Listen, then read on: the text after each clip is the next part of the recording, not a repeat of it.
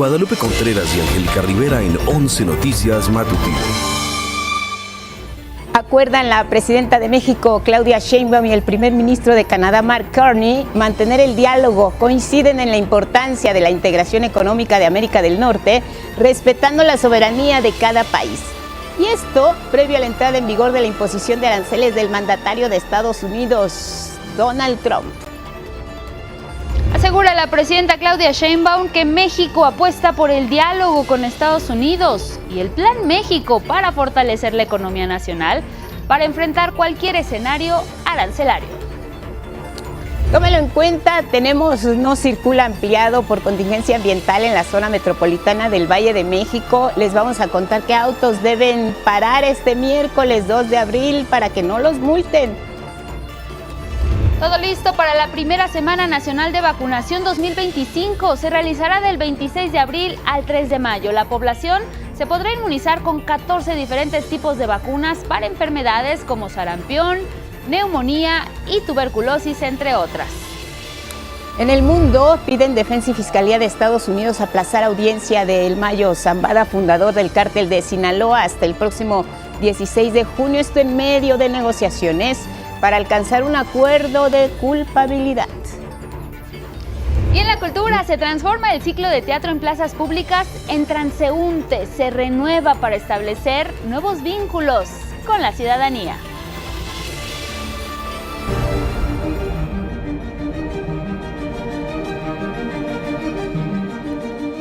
Es un recinto que alberga tesoros de la lectura. Desde 1752, los filipenses decidieron construir este templo en un predio adquirido a las monjas de Santa Teresa la Antigua. Y en 1959, el gobierno rescató el conjunto de San Felipe Neri.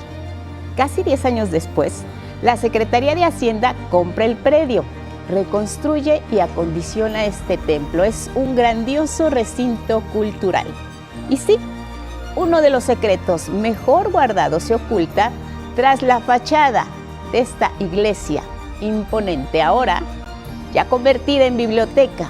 Miguel Lerdo de Tejada está ubicada en el centro histórico, a unas cuantas calles del Zócalo, o incluso pueden llegar por Isabel la Católica. Es un edificio imponente de arquitectura barroca que nos invita a atravesar sus puertas y obtener un momento de tranquilidad, de paz, de confort, de respiro, y nos permite también apreciar el arte barroco de nuestro México.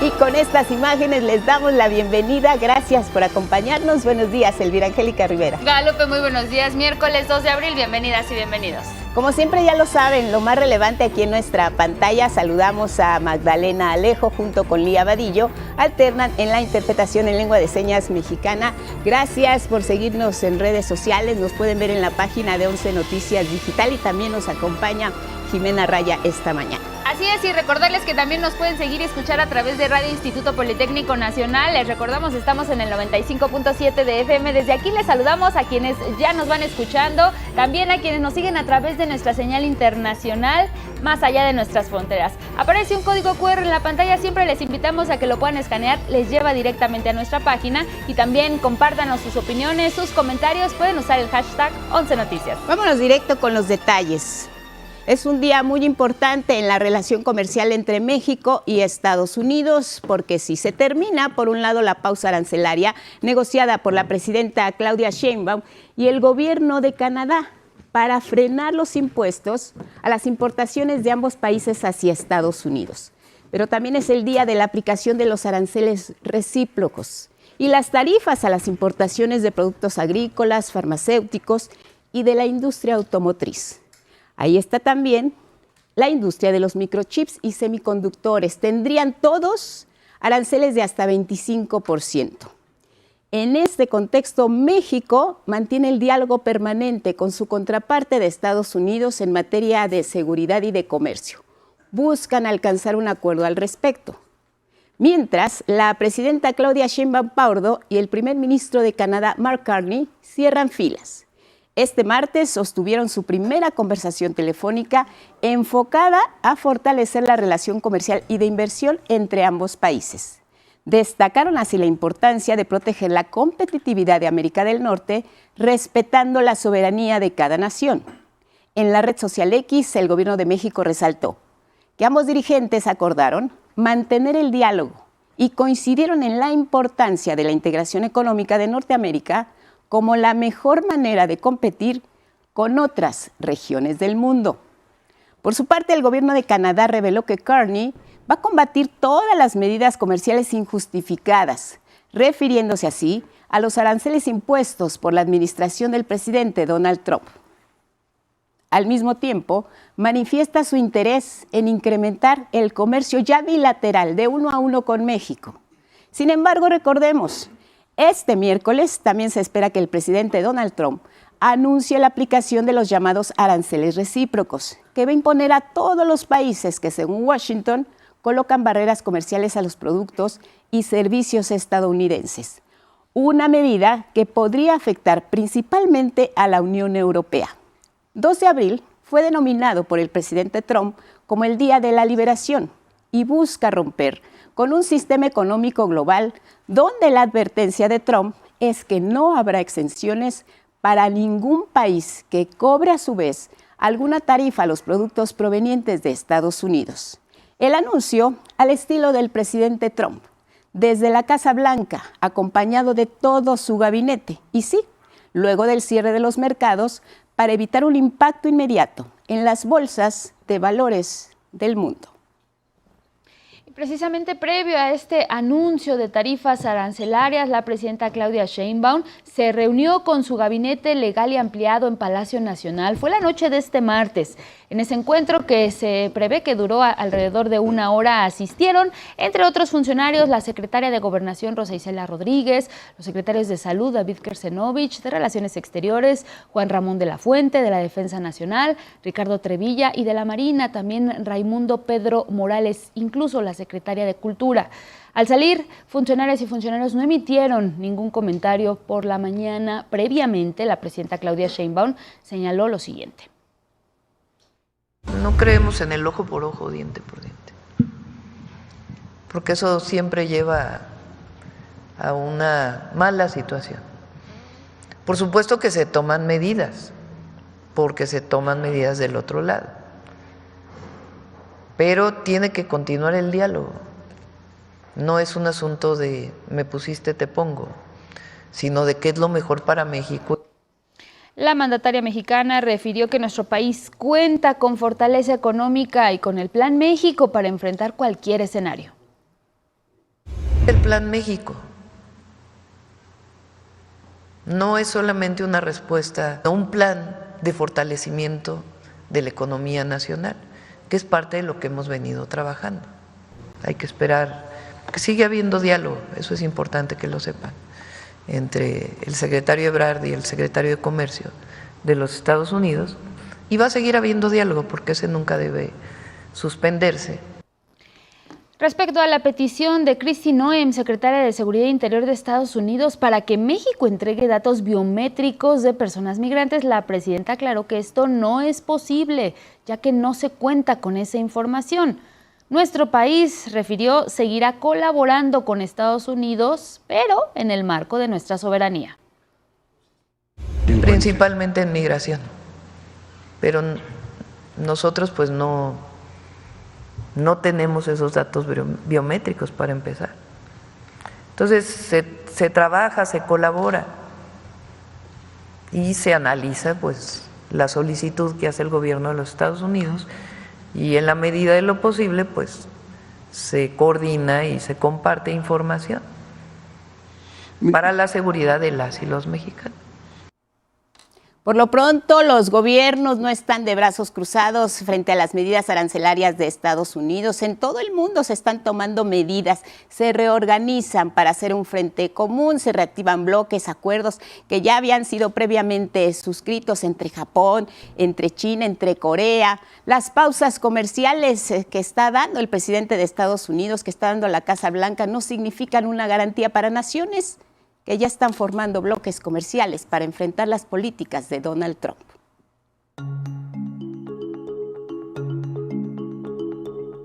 La comunidad internacional está en vías de reorganizarse para atemperar los efectos de las políticas arancelarias proteccionistas de Estados Unidos. Los aranceles recíprocos anunciados por el presidente Donald Trump, que aplicará a prácticamente todas las naciones, es el eje que mueve a otros líderes a refundar y reactivar bloques o a reforzar los que ya funcionan, e incluso a reorientar políticas y asociaciones. En su primer encuentro de alto nivel en 5 años, los ministros de Comercio de China, Japón y Corea del Sur acordaron reactivar la Asociación Económica Integral Regional, un acuerdo comercial de 15 países de Asia y el Pacífico. Negociarán entre los tres un acuerdo de libre comercio, lo que supone un viraje en la Asociación Estratégica de Corea del Sur y Japón con su aliado estadounidense. La economía mundial se encuentra bajo una enorme presión, debido a las crecientes rivalidades geopolíticas, la propagación del unilateralismo y el proteccionismo, lo que genera una mayor inestabilidad e incertidumbre. China, Japón, Corea del Sur comparten la importante responsabilidad de promover la prosperidad regional e incluso mundial. No sería la única alianza que podría romperse. El primer ministro de Canadá, Mark Carney, dijo que los aranceles al acero y aluminio, a los vehículos y los demás que entrarían en vigor rompen el nexo bilateral con Estados Unidos, y prometió a los canadienses trabajar para hacer de su país el más fuerte de los grupos de las 7 naciones más industrializadas, el G7. En Europa, mientras Gran Bretaña, el aliado más antiguo de Estados Unidos, espera un trato especial, el mayor bloque comercial del mundo, el europeo realinea a sus 27 países en 2 vías, listos para negociar y también para responder. Europa no inició esta confrontación. Creemos que está mal.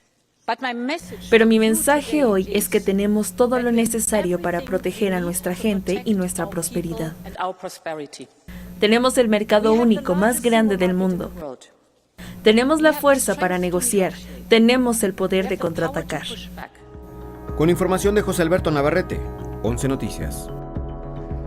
Por lo pronto, el presidente de Estados Unidos, Donald Trump, muy temprano publicó a través de su red social Truth, es el día de la liberación en Estados Unidos, a las 5 de la mañana, tiempo del centro de México, 7 de la mañana, tiempo de Estados Unidos. Y bueno, siguiendo con información económica, la automotriz Nissan va a trasladar su producción de las pickups Frontier y Navara a la planta Civac, esto en el estado de Morelos. Actualmente la automotriz japonesa opera estas 2 líneas de producción en Argentina y México. Sin embargo, decidió aglutinar su producción en nuestro país a partir de enero de 2026. Con estas acciones, Nissan América busca consolidar sus operaciones de manufactura a través de las plantas de Aguascalientes y Morelos, aquí en nuestro país, así como en su planta de Río de Janeiro, allá en Brasil. Vamos a cambiar de tema para hablar del juicio de amparo que el Poder Judicial, mire, está sobre ese tema. Hasta ahora sabemos que este poder ha desbloqueado más de 23.575 millones de pesos de cuentas bancarias que habían sido ya suspendidas por ser recursos de procedencia presuntamente ilícita. Vamos a conocer más detalles sobre estas acciones contra la evasión con Karen Ballesteros. Por delincuencia organizada, lavado de dinero o delitos de cuello blanco, desde diciembre de 2018 a la fecha, en México se han congelado miles de cuentas bancarias cuyo monto total asciende a 32.531 millones de pesos, 568.3 millones de dólares y 2 millones de euros. ¿De qué manera se ha logrado? Mediante la incorporación de más de 7.815 sujetos a la lista de personas bloqueadas, una medida de protección del sistema financiero mexicano con el que se suspende el uso de recursos de procedencia presuntamente ilícita. Pese a estos esfuerzos, el Poder Judicial ha desbloqueado más de 23.575 millones de pesos de dichas cuentas, mediante juicios de amparo. En el caso del amparo pide la suspensión y los jueces inmediatamente la otorgan. Ahora ya están ordenando a la UIF que desincorpore de la lista a personas con la pura suspensión provisional, ni siquiera con la definitiva. Esto no puede ser producto más que de estructuras de corrupción. Una cosa es el error judicial o la mala interpretación de las leyes que hacen los jueces, otra que todos los jueces caminan, o la inmensa mayoría de ellos, mejor dicho, caminan por el mismo sendero. Este tipo de actuaciones fueron denunciadas por la UIF desde hace 3 años, aseguró Pablo Gómez, titular de la Unidad de Inteligencia Financiera. Sin embargo, no se han tomado las acciones pertinentes contra dichas personas juzgadoras. Se han presentado quejas ante el Consejo de la Judicatura relacionadas con la acción de algunos funcionarios judiciales, jueces y secretarios. Nunca hemos visto ninguna respuesta. De verdad lo digo así, dramáticamente. La presidenta Claudia Sheinbaum anunció que presentará una iniciativa de reforma a la ley de amparo para combatir los actos de corrupción en estos casos. Cuando se demuestra que hay lavado de dinero, sea por corrupción, o sea delito de cuello blanco de algún tipo, o por delincuencia organizada, y resulta que se liberan las cuentas para que se siga usando el recurso. Pues no tiene otro nombre, se llama corrupción. 11 Noticias, Karen Ballesteros. Y precisamente ahora les compartimos el caso de la ex conductora de televisión Inés Gómez Montt y también de su esposo Víctor Manuel Álvarez Puga, quienes recientemente por orden judicial se les desbloquearon sus cuentas bancarias. Mi compañero Gilberto Molina nos habla de ello. Inés Gómez Montt es sobrina de Fernando Gómez Montt, quien fuera secretario de Gobernación en el sexenio de Felipe Calderón. Inés solía presumir en redes sociales sus múltiples atuendos con prendas de diseñador. Una sudadera Chanel de colección con valor de 250,000 pesos, por ejemplo. Una vida de lujos desproporcionados incluso para el matrimonio conformado por la conductora de televisión y el empresario y abogado Víctor Manuel Álvarez Puga. En septiembre de 2021, la Fiscalía General de la República giró orden de aprehensión en contra de la pareja, un hermano de Víctor Manuel de nombre Alejandro y 10 exservidores públicos por su presunta responsabilidad en los delitos de operaciones con recursos de procedencia ilícita, delincuencia organizada y peculado. Se les acusó del desvío de 2.950 millones de pesos a empresas factureras vinculadas al esposo de Gómez Montt. Ella defendió su presunta inocencia y argumentó que la acusación en contra de ambos era únicamente por 14 millones de pesos. Además, reveló un dato: el pago de 13.5 millones de pesos a la FGR como parte de un acuerdo reparatorio que sucedió en noviembre de 2018, un mes antes de que culminara el sexenio de Peña Nieto. Omitió mencionar que la Fiscalía inició operaciones hasta el 20 de diciembre de 2018, es decir, un mes después. Desde ese momento, el matrimonio Álvarez Puga Gómez Montt fue considerado prófugo de la justicia y sus cuentas bancarias fueron congeladas por la Unidad de Inteligencia Financiera. El caso data de 2016, cuando la empresa seguridad privada Inteligencia Cibernética SADCB, ligada a Víctor Manuel Álvarez Puga, ganó 2 contratos por 2.950 millones de pesos para operar un software que tenía el objetivo de vincular la seguridad de 7 penales federales con el C4 del órgano desconcentrado de prevención y readaptación social. El dinero se distribuyó a través de 7 firmas fantasma que terminó en cuentas de la pareja. El periodista Cédric Raziel reveló que un día antes de dejar el poder, el 30 de noviembre de 2018, el órgano desconcentrado de prevención y readaptación social que administra las cárceles federales reservó la información, argumentando riesgos de seguridad nacional. Una lápida sobre los presuntos desfalcos de la pareja y los otros implicados. De manera inexplicable, un tribunal federal ordenó el 25 de marzo de este 2025 descongelar las cuentas del matrimonio. La presidenta Claudia Sheinbaum reprobó lo irregular de esta resolución judicial. Cuando hay evidencia en la unidad de inteligencia financiera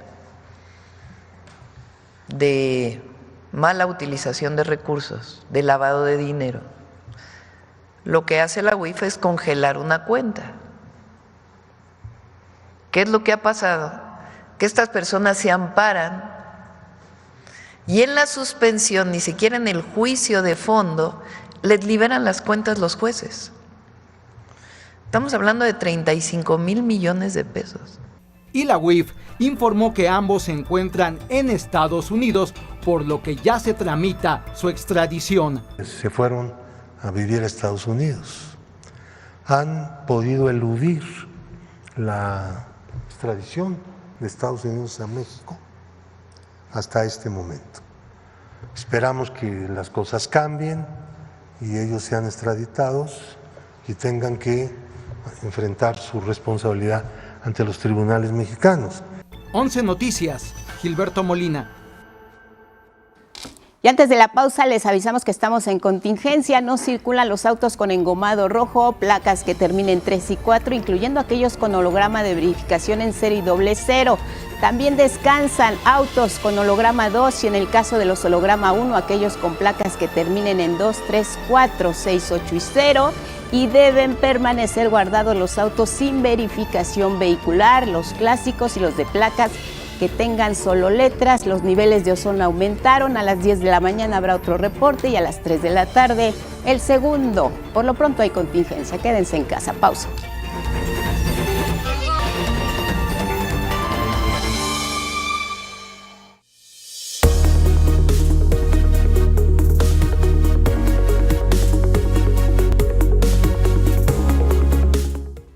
A las 6:30 en la hora del centro vamos a revisar nuestro portal y las planas de algunos diarios de circulación nacional. Sabe que nuestro portal tiene la información puntual, actualizada minuto a minuto. Si tiene su dispositivo en la palma de su mano, nuestros 5 espacios informativos a lo largo de la semana, transmitidos en vivo y en tiempo real. Toda la información que necesita saber de las últimas horas en temas económicos, internacionales y nacionales. Se queda también la mañanera del pueblo y las entrevistas.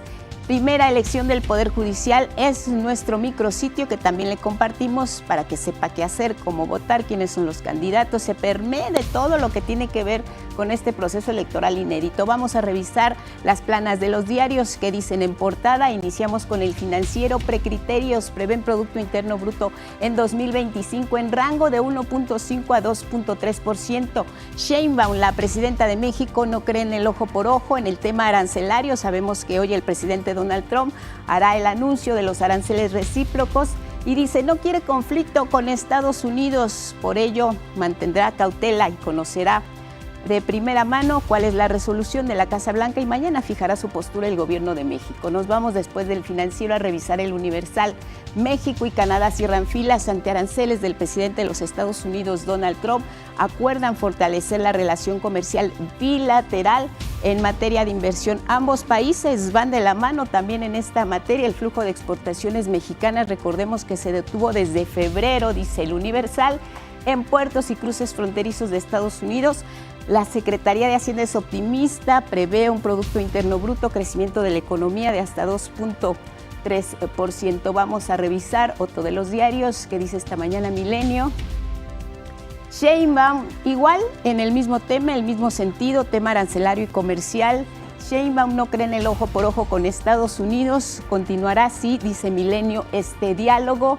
Si hay aranceles, se incumple el TEMEC, dice la presidenta, y antepone el Plan México, la estrategia para garantizar que en este sexenio haya todo un escenario económico que frene las medidas arancelarias de Estados Unidos.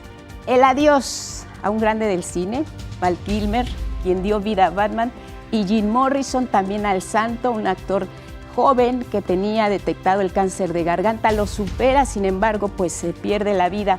Recientemente logró entrañables interpretaciones, sus fans lo despiden con tristeza.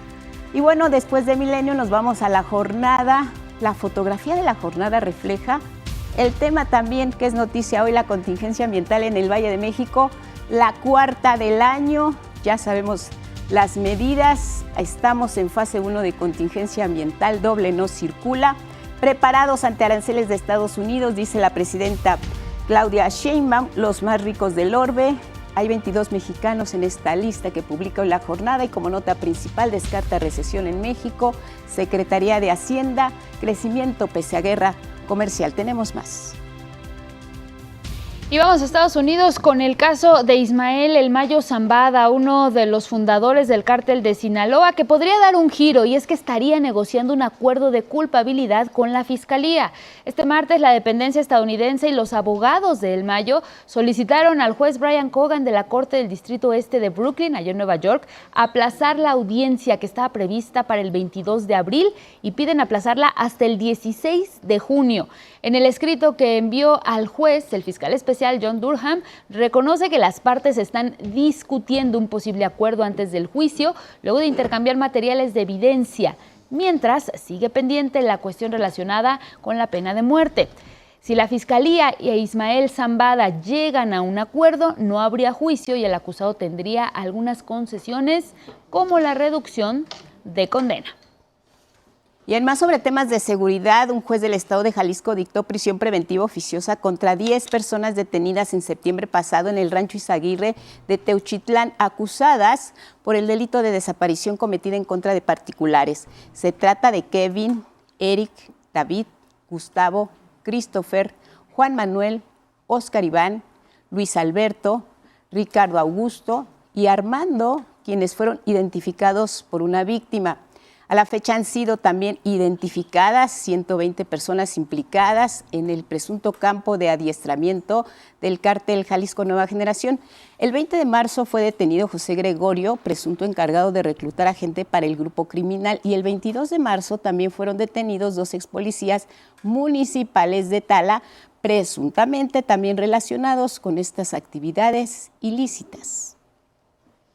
Y mire, la noche de este martes, autoridades del Gobierno de México y también del Gobierno del Estado de México informaron que se evitarían las manifestaciones de transportistas que se tenían previstas precisamente para este miércoles. Esto luego del diálogo entre autoridades y los mismos transportistas. Se logró evitar los bloqueos y afectaciones en movilidad a la ciudadanía, es lo que informó el Estado de México. En la convocatoria para la marcha de este miércoles 2 de abril, se dio a conocer que los contingentes partirían desde las principales autopistas y vialidades de acceso a la Ciudad de México. Los integrantes de la agrupación de transportistas, comerciantes y anexas en el Estado de México pedían que se detuvieran las irregularidades y abusos por parte de las autoridades estatales, entre ellas la fabricación de delitos, es lo que expusieron. Se preveía también que los contingentes iniciaran su marcha con el objetivo de llegar a Palacio Nacional.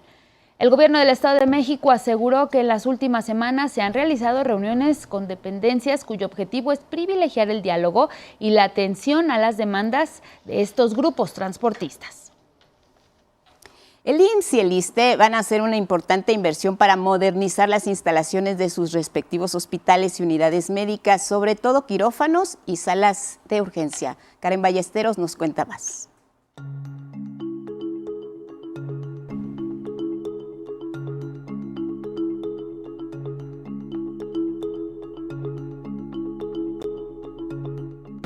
Con el objetivo de mejorar la atención a la salud para la población mexicana, se impulsarán 8 programas de modernización y mejora de servicios médicos públicos en todo el país en este 2025. Para ello, se invertirán más de 7,450 millones de pesos. ¿Cuáles son? Primero, la intervención en 82 áreas de urgencia. Mantenimiento a 24 hospitales de 16 entidades, principalmente en los estados de México, Hidalgo, Querétaro y Jalisco. También se modernizarán casi 1,000 áreas para la formación de médicas y médicos. Un principio de la Cuarta Transformación ha sido volver a invertir en lo público, dejar atrás estos procesos de desinversión y abandono de las propias instalaciones. Además, se habilitarán 551 obras de accesibilidad para personas con discapacidad. El quinto programa se enfoca en habilitar 137 áreas de atención a la salud mental, más áreas de hospitalización y consultorios. También se impulsa la renovación de 124 áreas de terapia intensiva, 107 de hemodiálisis interna, 54 inmuebles subdelegacionales en ventanillas para mejorar la realización de trámites. En el IMSS Bienestar se aplicará una estrategia nacional para la atención de 99 quirófanos. Hemos identificado 99 hospitales que no tienen ningún quirófano funcionando correctamente, ya sea por falta de personal quirúrgico, por equipamiento o por propios problemas de la infraestructura, y que a través de esta estrategia volveremos a poner en funcionamiento. Con ello, se modernizarán los quirófanos de 3 hospitales de San Luis Potosí, 2 en Veracruz, 1 en Chiapas, otro en Guerrero, Tamaulipas, Sonora y uno más en el Estado de México.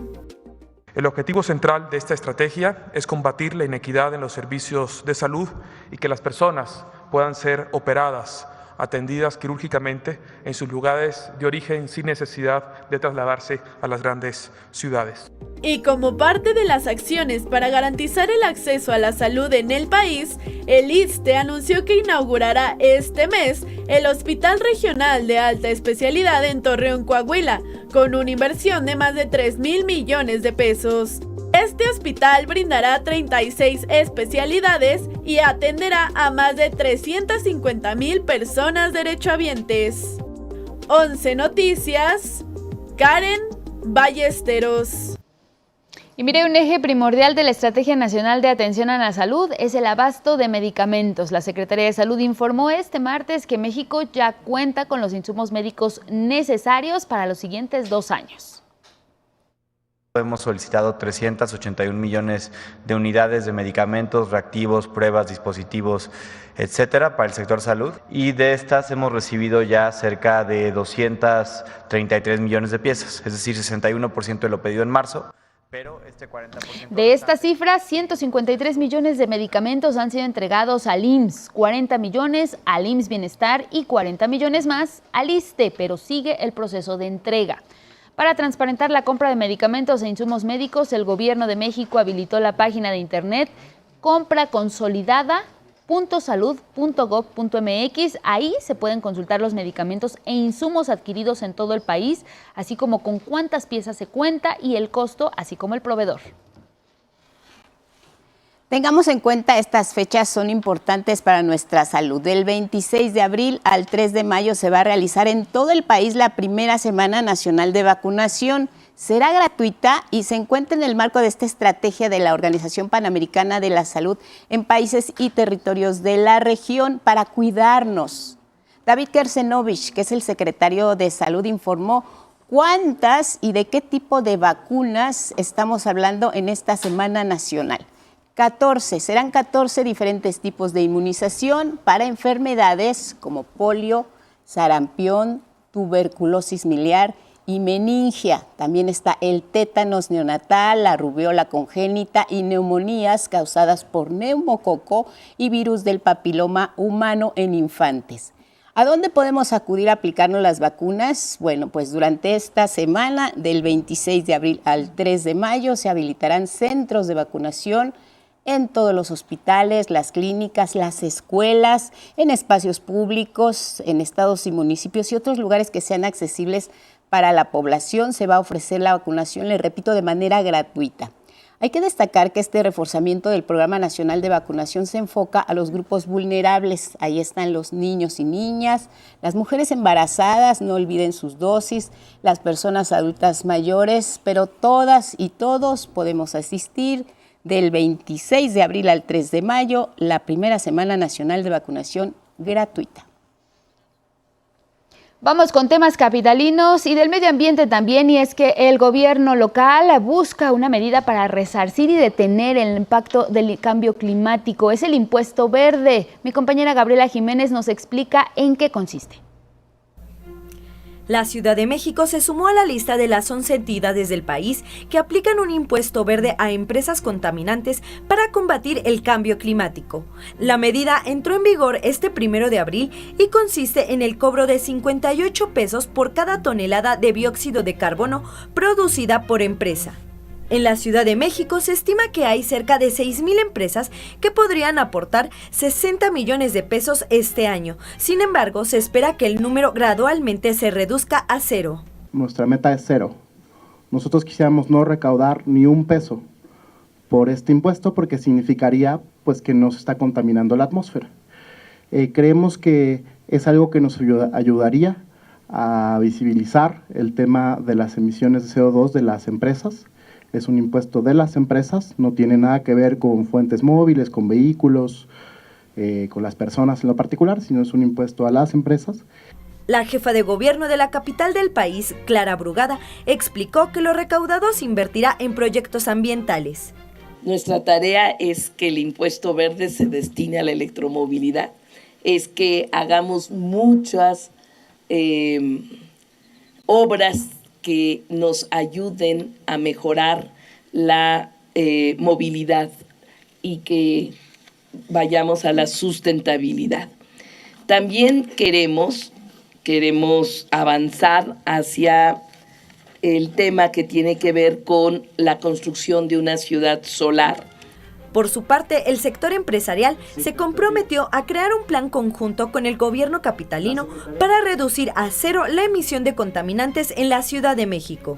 Nos sumamos con toda determinación a esta tarea, que forma parte del desarrollo sostenible con bienestar para todos los capitalinos, y así lo haremos por sus habitantes y por una Ciudad de México más limpia. Tiene el objetivo de reconocer la crisis climática como uno de los principales desafíos contemporáneos, de colaborar en la transición hacia una economía baja en emisiones y también iniciar una etapa de diálogo, cooperación y corresponsabilidad entre los sectores y con el gobierno.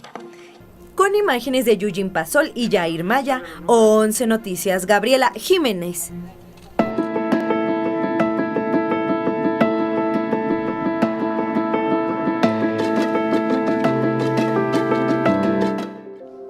En este miércoles, mitad de semana, vamos a conocer las condiciones meteorológicas que nos tiene preparadas en el estado del tiempo. Carlos Guevara Casas, buenos días, bienvenido. Adelante. Buenos días, Angie, Lupita. Claro que sí, es mitad de semana. Y bueno, vamos al pronóstico del tiempo. El Frente Frío número 37, en interacción con una línea seca y la corriente en chorro polar, producirá vientos intensos en los estados fronterizos del norte de nuestro país, con velocidades de 100 a 120 kilómetros por hora y tolvaneras en los estados de Chihuahua y Durango. Asimismo, se pronostican lluvias y posible caída de nieve o aguanieve en las sierras de Baja California, Sonora y Chihuahua. Por otro lado, otro canal de baja presión sobre el sureste del país, aunado al ingreso de humedad que procede del Golfo de México y del Mar Caribe, van a producir lluvias bastante fuertes con descargas eléctricas, específicamente en Chiapas.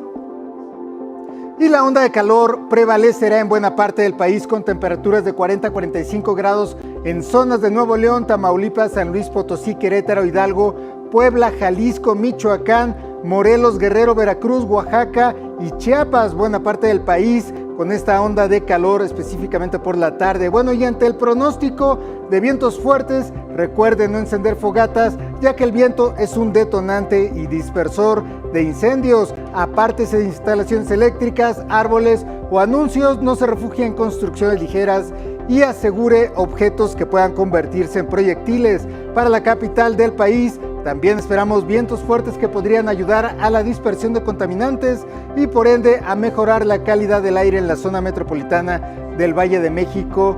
Y ahora sí vamos al pronóstico regional. Y bueno, empezamos en el noroeste mexicano, donde tendrán un día fresco con lluvias y nevadas en zonas de la Sierra Norte de Baja California y Sonora. Para Sinaloa se pronostica cielo medio nublado con un refrescamiento de las temperaturas y vientos fuertes. y en el norte, con los vientos de más de 100 kilómetros por hora esperados en Chihuahua y Durango, podrían generar tolvaneras y derribar anuncios. 90 kilómetros por hora se pronostican en Coahuila y Zacatecas. En cuanto al viento, el ambiente será muy caluroso en toda la región. No olvide hidratarse, al igual que en Guerrero, Veracruz, Oaxaca, Tabasco y Chiapas, manteniéndose esta ola de calor con máximas que podrían llegar incluso a los 45 grados este día por la tarde. Y bueno, Yucatán, en la península, la Surada, el viento del sur llegará incluso a tener 70 kilómetros por hora de viento, manteniendo máximas de 40 grados, con sensación térmica que podría llegar incluso a los 50. Se recomienda tomar agua natural de forma abundante. Por favor, haga caso de estas recomendaciones. También en el occidente el calor regresa y persistirá en Jalisco, Michoacán, para Nayarit y Colima. Se esperan máximas de 35 a 40 grados con un viento del suroeste de 50 a 70 kilómetros por hora. Y bueno, finalmente llegamos aquí al centro del país, donde por eso esperamos una jornada muy larga que mejore la calidad del aire en este día durante la tarde. Las temperaturas subirán un poco más en toda la región, así que no olvide usar protector solar. Y bueno, como usted se ha dado cuenta, tenemos muchísimo calor, algo de viento, condiciones que son complicadas y favorecen los incendios forestales. Tenga mucha precaución con todo esto y la hidratación, por favor. Y hasta aquí fue la información del estado del tiempo. Que tenga usted un cálido día sin importar el clima.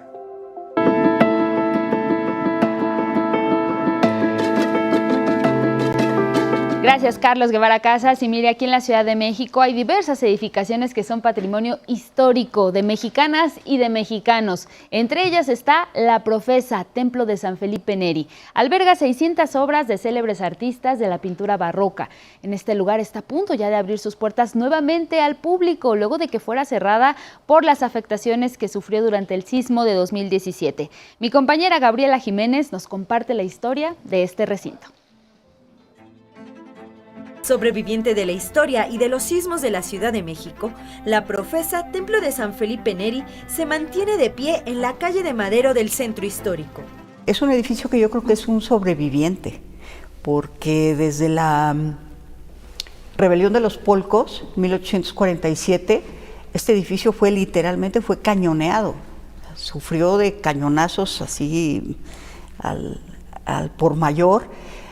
Luego vino las leyes de reforma, también durante el siglo XIX, en el que estuvo cerrada al culto la catedral, y por ahí decían mis compañeros, se le conoce como la segunda catedral, porque así fungió durante esa época.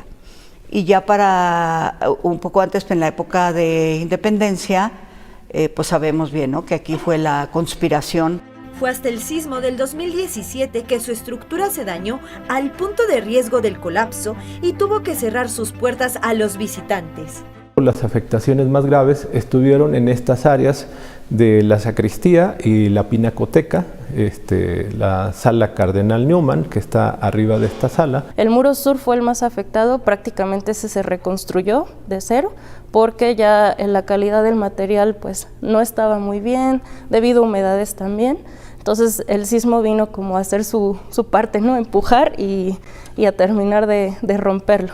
A través del Programa Nacional de Reconstrucción, un grupo de especialistas tuvieron que excavar en sus registros históricos para reparar daños que mermaron en la estructura desde su origen. Parte de los daños que tienen se originan de que se construyen en diferentes etapas, ¿no?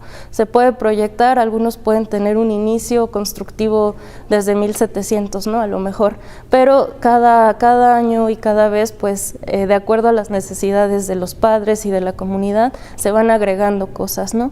Entonces esto hace también que una estructura original vaya teniendo anexos, vayan teniendo diferentes materiales que pueden provocar también daños, porque al no recibir de igual manera los movimientos sísmicos, pues ocasionan estas grietas. Hoy, la sacristía y la pinacoteca de La Profesa, que alberga 600 obras de célebres artistas de la pintura barroca, del siglo XVII al XIX, como Cristóbal de Villalpando y Miguel Cabrera, continúa de pie, a la espera a que concluyan las últimas reparaciones para recibir nuevamente en sus salas a miles de visitantes y contarles su testimonio de la historia como antes del sismo del 2017. Con imágenes de Christopher Dávila y Eduardo Zamudio, 11 Noticias, Gabriela Jiménez.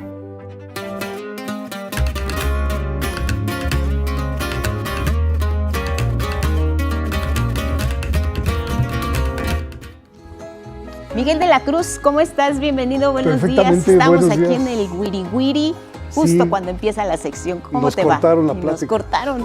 Estamos hablando del pan de dulce, tan delicioso, ¿verdad? También es cultura, la gastronomía. También es cultura, no se diga mexicana, ¿eh? Deliciosísimo. Cuéntanos, Miguel. En fin, bueno, pues vámonos a la nota. La exposición Chilangocéntricos es una opción para dar a conocer artistas jóvenes. Aquí la información.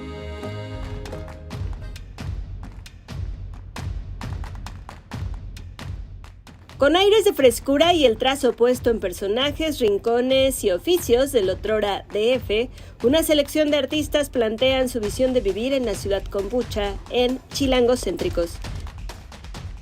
La propuesta es ser chilangocéntricos, pensando en ello más que como un gentilicio, que una forma de ser, una forma de pensar y una forma de enfrentar la realidad caótica y mágica que puede llegar, no sé si mágica, pero sí puede llegar a ser fantástica, como entre la fantasía y la realidad que puede enfrentar la ciudad.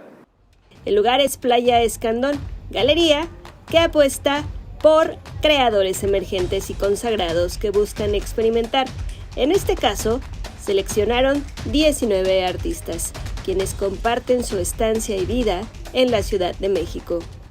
Son artistas jóvenes, entre los 40 y los 21 años, ¿no? O sea, son artistas que ya están consolidados y artistas que están egresando de escuelas como la Esmeralda, ¿no? Entonces, la mayoría de los artistas fueron foráneos que están viviendo, están produciendo aquí en la ciudad. Hasta finales de mayo, Chilangocéntricos en Progreso 92, en la colonia Escandón. Con imágenes de Dante Gutiérrez y Darío Hernández, 11 Noticias, Saray, Campeche. El conocido ciclo de teatro en plazas públicas, que durante más de 15 ediciones llevó espectáculos de teatro, danza, música y cabaret a distintos espacios públicos de la Ciudad de México, ahora se transforma en transeúnte. Y aunque conserva la misma esencia de sacar las artes escénicas de los recintos para que alcancen a nuevos públicos, Transeúnte se renueva para establecer nuevos vínculos con la ciudadanía. Lo que se pretende es hacer comunidad tanto con las compañías artísticas como con el público que está afuera en las calles, como Transeúnte. En el primer periodo abarcamos primero lo que es Alcaldía Cuauhtémoc, en el primer cuadro del Centro Histórico. Estamos en espacios públicos bastante emblemáticos y, por ejemplo, la Alameda Central. En esta primera edición de Transeúnte se presentarán espectáculos como Unipersonales, la Non Plus Ultra Orquesta, el Retro Cabaret, el Coro Gay de la Ciudad de México o Instrucciones para mantener la calma, una pieza coreográfica que invita a bajar el ritmo entre la prisa de la ciudad.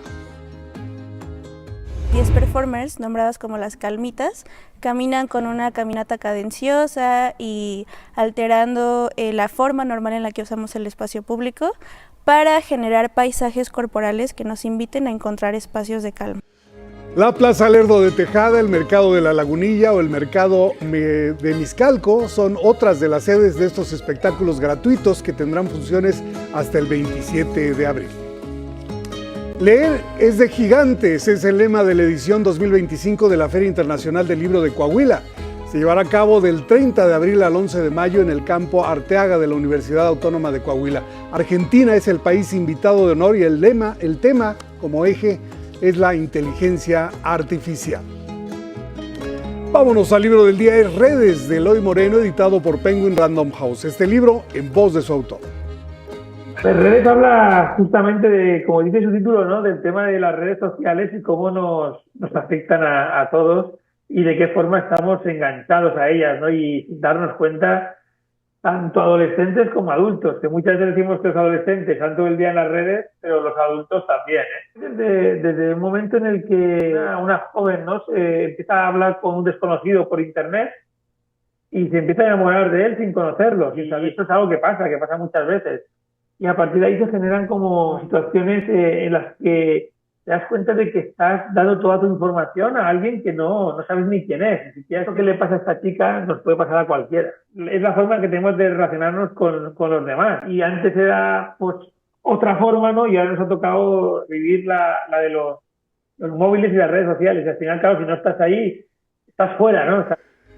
Bueno, y luego con el 11 avanzamos a la página 81 de Maga de Sangre de Luciana Langoni, editado por Hachette. El X de hoy es de Betty y dice: la luna se postró frente a ella, observó las estrellas y sintió una paz desconocida. Flotaba sin saber dónde estaba ni qué había sucedido. Gracias por esta aportación. Hoy se cumplen 111 años de la partida del poeta alemán Paul von Heyse, premio Nobel en 1910. En su honor, el poema del día En una hora, que en alguna parte dice: resiste y espera dignamente.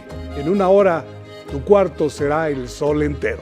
Quien lo solicite lo comparto completo por X, @MiguelD, solo la de L.A. Cruz. Hasta aquí, Cultura. Quien amaneció con pesimismo con este poema se levanta. Imagínate que todo tu cuarto es sol en una hora. Esperamos. Sol entero, plenisol. No, qué maravilla. Y resiste, esa palabra es fuerte. Resiste. Hay que resistir los embates, sobre todo los que pues amanecen algo tristones, pero aquí los ponemos de buenas. Miguel, ¿te vemos mañana? ¿Cómo no? Aquí estoy. ¿Vas de viaje a algún lado esta semana? No, ahorita vamos a hacer una entrevista muy temprano. Y luego ay, cuéntanos con quién. Es una sorpresa. Mañana nos cuentas. Mañana les cuento. Se develará el misterio. Pausa.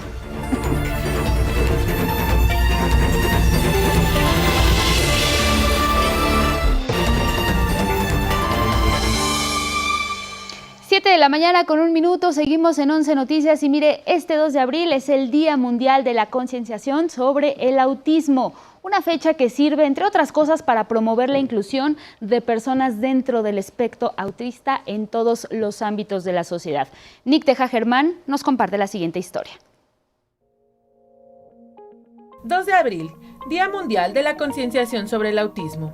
La neurodiversidad significa que todos los seres humanos somos diferentes a nivel neurocognitivo, es decir, ningún cerebro funciona ni es igual a otro. El espectro autista es un neurotipo, o sea, un tipo de cerebro no común a nivel social, cognitivo y sensorial. Una persona autista puede ser más sensible a algún tipo de estímulo, como luces, ruidos, personas, situaciones. En algunos casos, las personas autistas tienen dificultades para comunicarse, interactuar, leer las emociones de otras personas o las propias, entender la literalidad de las palabras o identificar ciertas necesidades. El autismo no se cura, porque no es una enfermedad. Tiene niveles de apoyo emocional, de socialización, aprendizaje, movilidad, habla y lo que se pueda sumar. Existen diversidad de cerebros y todos son igual de válidos. Cada quien tiene una forma de percibir las cosas distintas y no tendría uno valer más que otro o estar uno más sano que otro. No existe eso. Se trata de una forma diferente de ver y entender el mundo. Las personas son más que un diagnóstico. Yo no soy tragedia, yo no estoy roto, no estoy dañado. Simplemente estoy procesando la información de manera diferente. Siento de manera diferente. Este día fue instaurado en 2007 por la Organización de las Naciones Unidas para sensibilizar a la población sobre el autismo y visibilizar a quien vive bajo esta condición que toca la vida de 1 de cada 100 infancias que nacen en el mundo. Inicialmente se identificó con el color azul y una pieza de rompecabezas. Color azul, porque se creía anteriormente que el autismo se daba más en hombres que en mujeres. Un puzzle que hablaba sobre el autismo como un enigma, como algo sin resolver, que no se entendía, que no encontraban una cura. Hoy, la comunidad autista se ha hecho escuchar para desestigmatizar su existencia. Activistas proponen que se dejen de utilizar ambos símbolos y usar el color rojo, considerando que es mejor que el azul, o bien el infinito, el dorado y los colores del arco iris. El de dorado es porque en la tabla periódica el oro sus siglas es AU, entonces es de autistas. Suscribimos al paradigma de la neurodiversidad en conjunto con otras neurodivergencias, ocupamos el infinito de colores, porque precisamente el infinito, porque existen diversidad de cerebros, no hay solo uno, y diversidad de colores porque pues cada cerebro tiene una propia experiencia. Este 2 de abril, aseguran, no basta solo con ser conscientes de que el autismo existe. Es vivido por personas que son más que su diagnóstico y por tanto merecen todos los derechos. 11 Noticias, Nicteja Germán.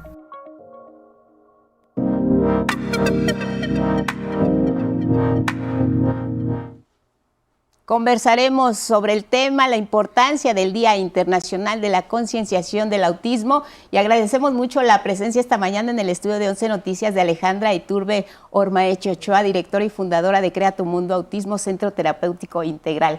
Alejandra, muchas gracias por estar con nosotros esta mañana. Muchas gracias por la invitación, un gusto estar aquí. Buenos días. Contrario, buenos días. Bienvenida siempre para hablar de este tema. Platícanos, iniciando con la definición, ¿qué es el trastorno del espectro autista, Ale? Muy bien, una pregunta muy importante. Pues es una condición del neurodesarrollo que se caracteriza por ciertas peculiaridades. Especialmente hay peculiaridades en cuanto a la forma en la que las personas se relacionan y se comunican. Es una condición de vida en el sentido de que una persona nace y vive toda su vida con esta condición. Nosotros como centro terapéutico tenemos una filosofía en la que buscamos llamarle condición a diferencia de trastorno, un poco para alejarnos de este carácter deficitario que se puede asociar a la palabra, y sobre todo para llevar la responsabilidad a la sociedad en el sentido de que el contexto en el que la persona se desenvuelve determina el grado de discapacidad, ¿no? Qué tan sensible está la población alrededor, qué tantos apoyos se brindan, determina el grado de discapacidad, y es por eso que le llamamos una condición.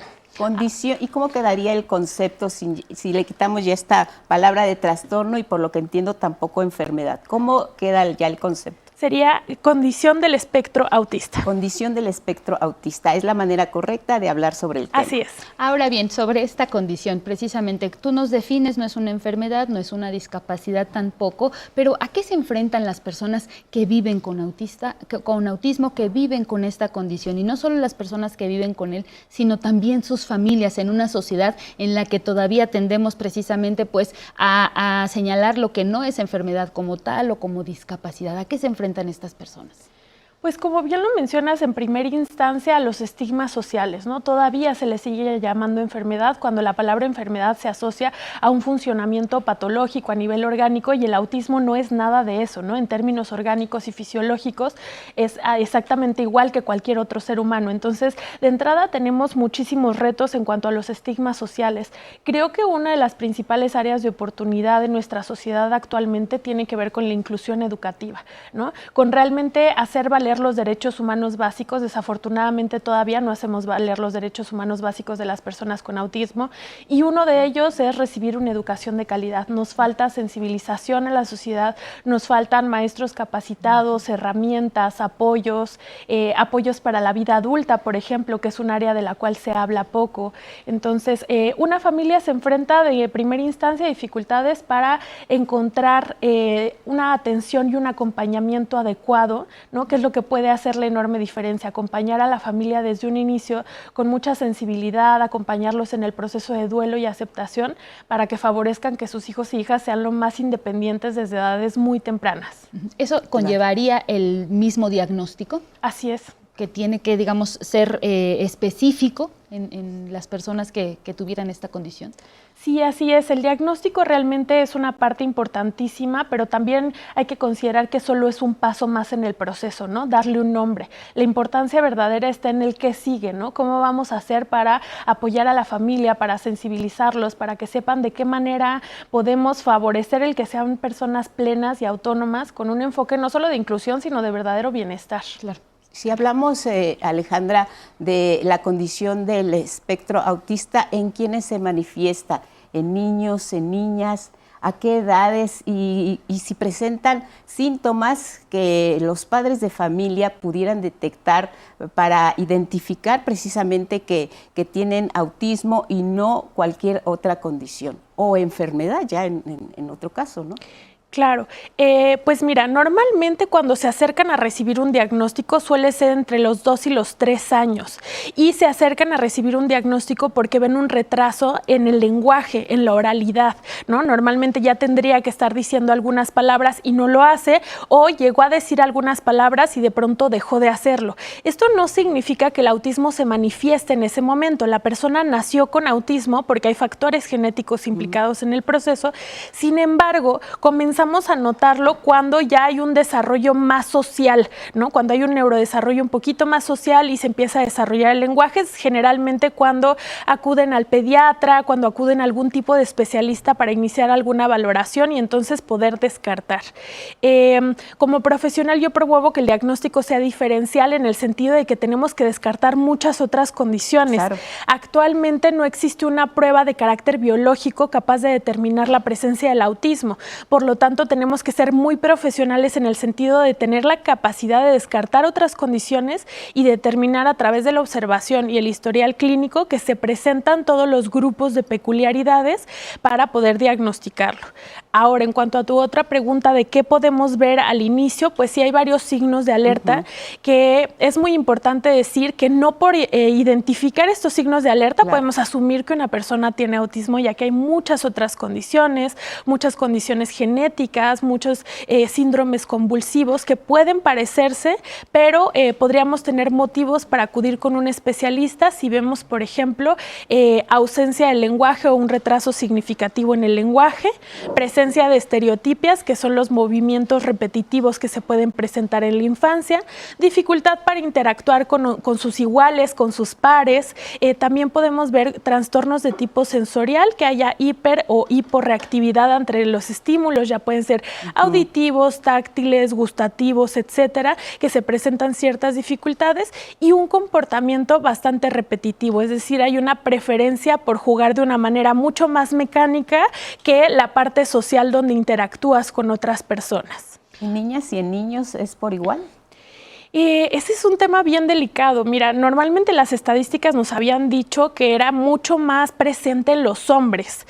Ahora se sabe que hay bastantes sesgos de género en cómo se han hecho dichas evaluaciones y, para ser honestos, en México no tenemos una estadística clara que nos permita afirmarlo. Entonces, encontrarán muchos datos que nos dicen que es más frecuente en hombres, pero creo que es un dato que yo pondría en duda debido a los sesgos de género en las investigaciones. Bien. Ahora bien, Alejandra Iturbe, comprendiendo de forma general al autismo y al espectro autista, mencionabas hace un momento la palabra inclusión. Incluso la misma Organización de las Naciones Unidas dice que la inclusión no es un favor, es un derecho. ¿Cómo comprenderlo desde la sociedad en general y cómo hacerlo realidad?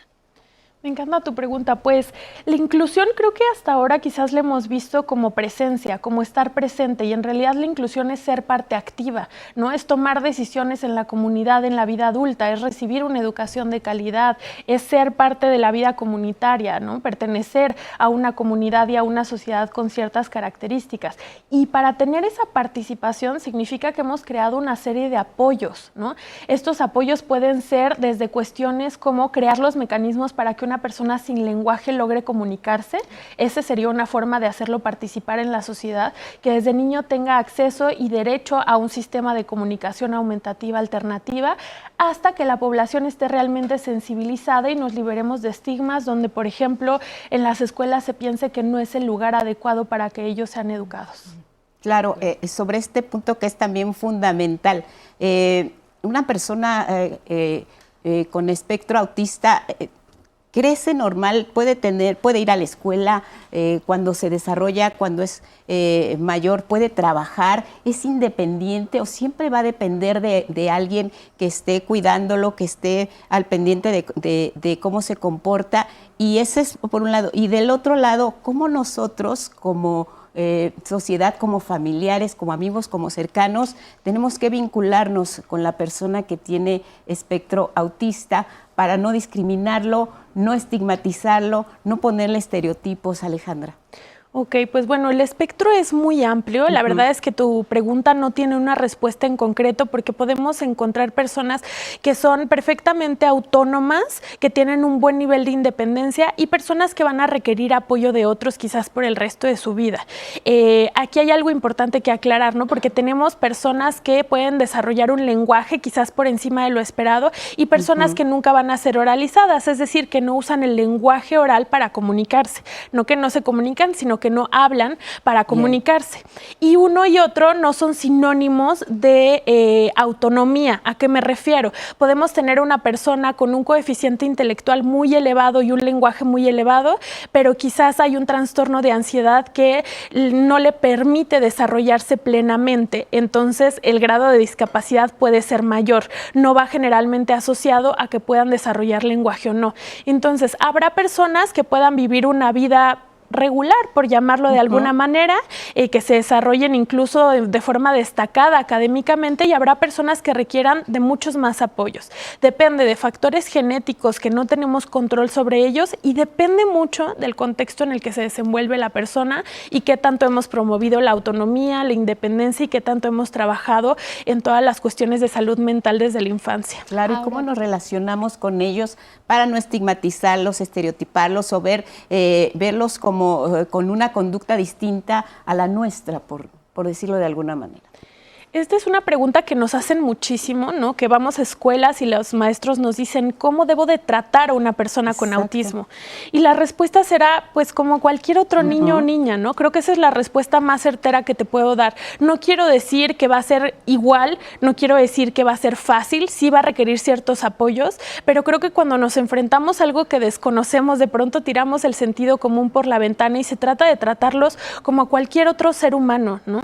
Y hacerlos parte. No tenemos que usar un lenguaje específico, no tenemos que actuar de determinada manera, sino simplemente hacerlos parte y escuchar su voz. Bien. Alejandra, en este 2025, para finalizar de mi parte, fomentar la neurodiversidad es lo que marca, digamos, el Día Mundial de la concienciación sobre el autismo. ¿Cómo entender esta neurodiversidad, fomentar la neurodiversidad, pero también el derecho al que están sujetos personas precisamente que viven con autismo? La neurodiversidad nos abre un camino bien interesante en el sentido de que, bueno, habla de muchas otras condiciones que no solo es el autismo, habla de diferentes formas de procesar la información, habla de que los seres humanos somos sumamente diversos y abre la posibilidad para que personas que piensan el mundo de una forma diferente tengan cabida. Entonces, de acuerdo con este paradigma, todos tenemos una forma diferente de entender la realidad y entonces así de estar en ella. Por lo tanto, creo que es un paradigma muy interesante para que podamos sobre todo cambiar la postura desde la cual entendemos la diferencia. Entonces todos seríamos neurodiversos. De alguna manera, sí. Alejandra, y Turbe, muchas gracias por habernos acompañado.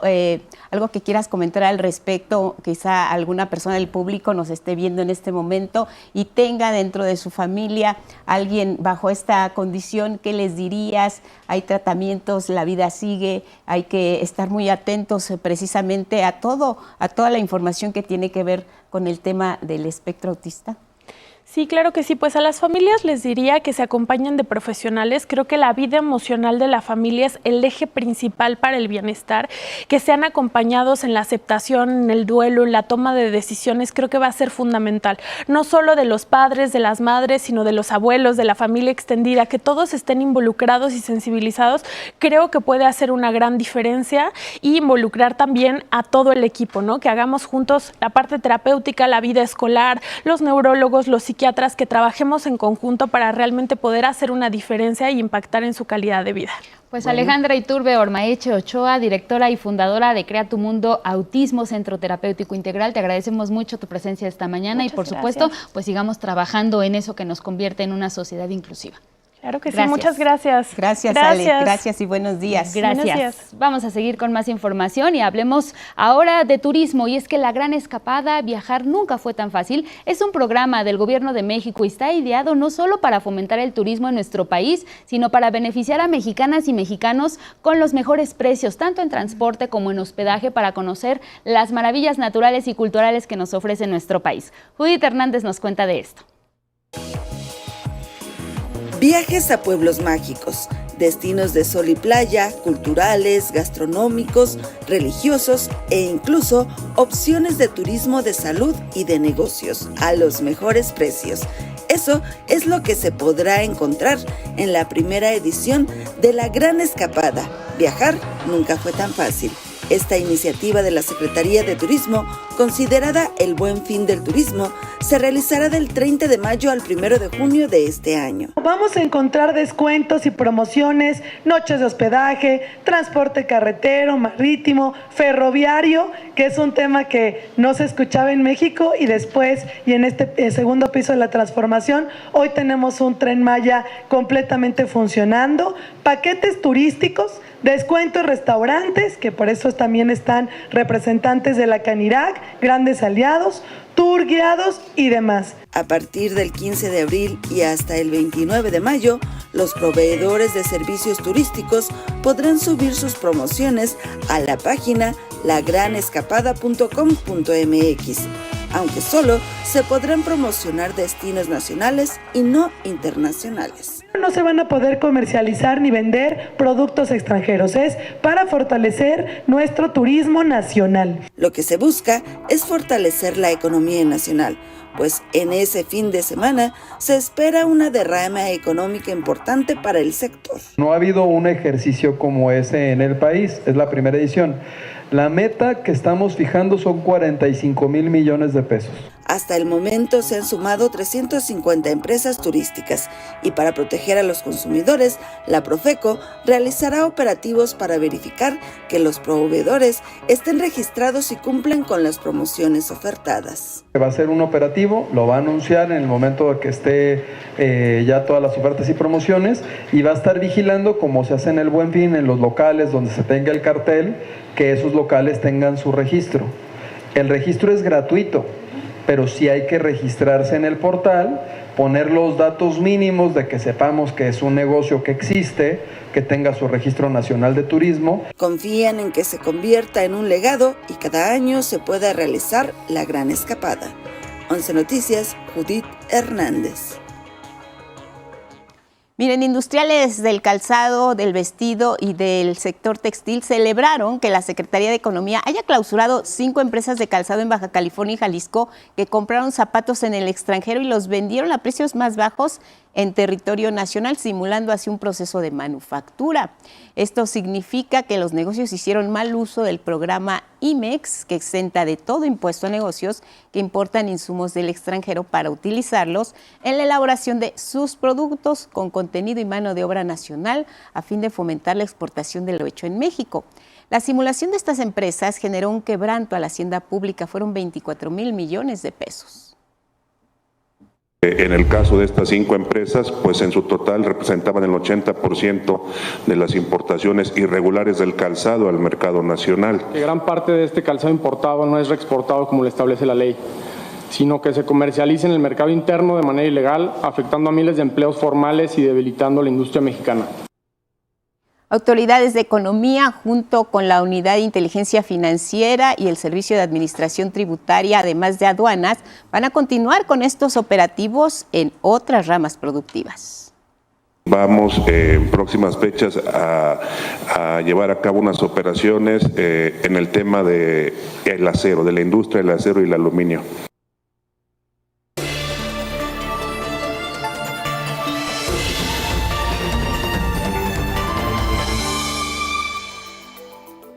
Momento de la ciencia con Carlos Guevara Casas y sobre todo de conocer qué días nos esperan luna llena para este abril. Carlos, buenos días, bienvenido. Bienvenido, buenos días, Carlos, ¿qué tal? ¿Estás? Buenos días otra vez. Claro que sí, vamos a hablar de ciencia, pero antes no solamente vamos a hablar del calendario astronómico, también tenemos otra información y entre ella le comento que casi 2,000 miembros de academias y asociaciones científicas estadounidenses firmaron una carta abierta para defender la independencia de la investigación científica.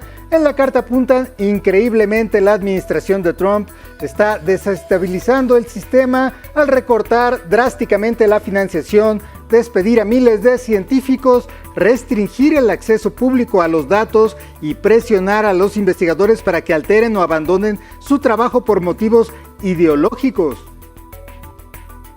Bueno, esto va a tener una larga historia a la que también daremos seguimiento. Y bueno, a lo largo del planeta, cada noche miles de murciélagos salen en masa de cavernas, cuevas, grutas y hasta túneles de metro en búsqueda de pequeños insectos, arácnidos y todo tipo de bichos para alimentarse. Otros buscarán flores y frutos a lo largo de selvas y bosques. En el mundo natural, buscar alimentos siempre es complicado, pero si además se sale a todo tropel, a toda velocidad, guiándose por medio de sonidos y ecos, la pregunta es, ¿cómo es que no chocan entre sí en pleno vuelo? Bueno, pues esto mismo se preguntaron Ada Goldstein, Omar Mesar y Yossi Jovel de la Universidad de Tel Aviv y del Instituto Max Planck de Conducta Animal.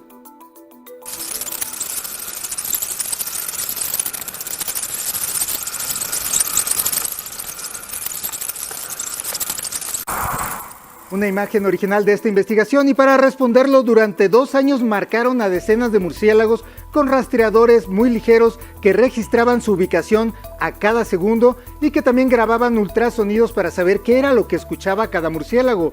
Con los datos recolectados desarrollaron un modelo en computadora que es este que le mostramos.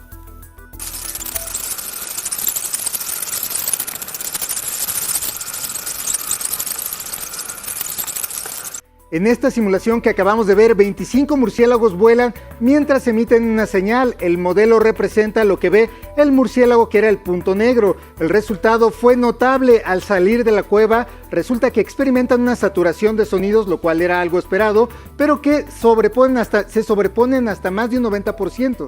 Sin embargo, a los 5 segundos de salir de la cueva, los murciélagos redujeron significativamente las interferencias utilizando frecuencias ligeramente distintas cada uno. También disminuyen el alcance de estas frecuencias y se dispersan un poco. Es decir, que lo que están haciendo es que se enfocan en la detección del murciélago que tienen enfrente para no chocar. Este estudio se acaba de publicar este lunes en la revista científica Proceedings of the National Academy of Science. Y bueno, recordar que en México viven alrededor de 140 especies de murciélagos, de las cuales 18 son exclusivas de nuestro país. En el mundo hay más o menos un poco más de 900 especies de murciélagos. Son animales muy importantes para la polinización y de verdad, cuídelos mucho, no hacen daño, no son brujas, no se convierten en nada feo, no chupan sangre, algunas sí tantito al ganado, pero no pasa nada. Y bueno, pasemos, porque ya es abril, pasemos a otra información, ya es abril y el cielo nos tiene preparadas varias sorpresas astronómicas y también calendáricas, porque coincide con la Pascua y la Semana Santa. Pero antes de esto, iniciamos este sábado 5 en que la Luna y Marte se acercarán desde nuestra perspectiva y compartirán escenario también con la constelación de Géminis. Recordemos que estos acercamientos que vemos son solo aparentes, pues en realidad están separados por millones de kilómetros. Muchos millones. El 13 de abril tendremos la luna llena de este mes, lo que significa que estará completamente iluminada por el sol debido a la inclinación de las órbitas de la Tierra y la Luna. Coincide con el Domingo de Ramos. Recordemos que la Semana Santa y Pascua se calculan con base en el calendario lunar. El Domingo de Pascua es el primer domingo luego de la luna llena que sigue al inicio de la primavera. Y del 16 al 25, ya en otro tema, del 16 al 25 de este mes podremos apreciar una lluvia de estrellas, las llamadas líridas, para que usted pida un deseo, que son una nube de restos del cometa denominado C1861 G1 Dacher, que nuestro planeta cruza en su camino alrededor del Sol, es decir, en la órbita que tenemos alrededor del Sol, y que tendrán un pico de actividad el 22 de abril, cuando podremos ver hasta 20 meteoros por hora. Son una lluvia de estrellas muy antigua, se conoce desde hace más de 2000 años.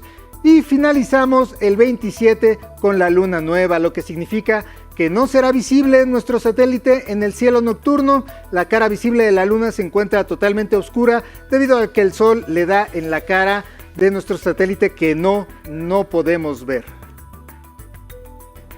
Y bueno, a temas más terrenales, la Procuraduría Federal de Protección al Ambiente compartió las especies que han decomisado en los últimos 6 meses en aeropuertos y centros comerciales, entre ellos escarabajos traídos de Tailandia en bolsas de plástico, cachorros de felinos, tortugas yucatecas embaladas en canastas de dulces, ranas, tortugas, aves, insectos, iguanas, entre otras especies que son envueltas en calcetines o pequeñas cajas. Por ello, aún sigue en discusión la Ley General de Bienestar Animal en el Senado de la República para tener sanciones más estrictas y terminar con la impunidad de estos delitos ambientales.